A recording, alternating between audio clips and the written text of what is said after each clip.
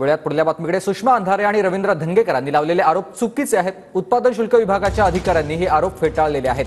कुणीही पैसे घेत नाही, तसं आढळल्यास कारवाई करणार आहोत.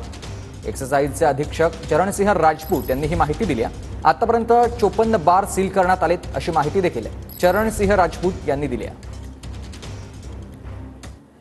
बारवरती आतापर्यंत आपण कारवाई केलेली आहे. नेमकी कारवाई ती कुठल्या स्वरूपाची आहे? यामध्ये एप्रिलपासून आजपर्यंत जवळ 100 पेक्षा जास्त बारवरती कारवाई झालेली आहे.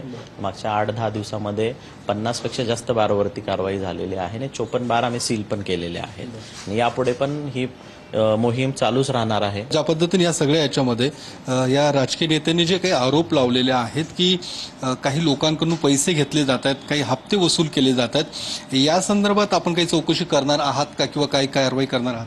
पहिली गोष्ट तर सदरचे जे आरोप लावलेले आहेत मी मगाशी पण सांगितलं आणि माननीय महोदयांना पण बोललो मी की सदरचे आरोप हे एकदम चुकीचे आहेत आणि अशा कुठल्याही पद्धतीचा असा प्रकार कोणी करत नाही.